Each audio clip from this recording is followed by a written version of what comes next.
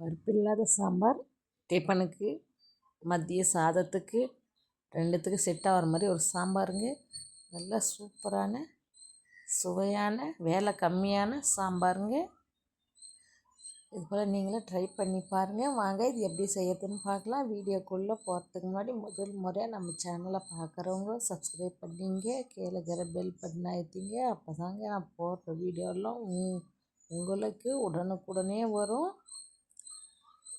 இந்த வீடியோ உங்களுக்கு பிடிச்சிருந்தா ஒரு லைக் பண்ணுங்கள். வாங்க நம்ம வீடியோக்குள்ளே போகலாம்.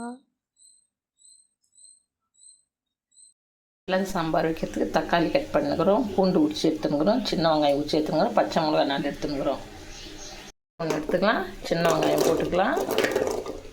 அது கூடவே தக்காளி கட் பண்ணி வச்சுக்கிறோம், அதையும் சேர்த்துக்கலாம். அப்படியே பச்சை பூண்டு தோல் உரிச்சு எடுத்துனுக்கிறோம், அதையும் போட்டுக்கலாம். பச்சை மிளகாய் 4 மிளகாய் எடுத்துனுக்கிறேன், அதையும் போட்டுக்கலாம். இப்போது தேவையான தண்ணி சேர்த்துக்கலாம். அது கூடவே கொஞ்சமாக மஞ்சள் பொடி மூடி போட்டுட்டு விசில் போட்டு ஒரு 3 விசில் வச்சு எடுத்துக்கலாம்.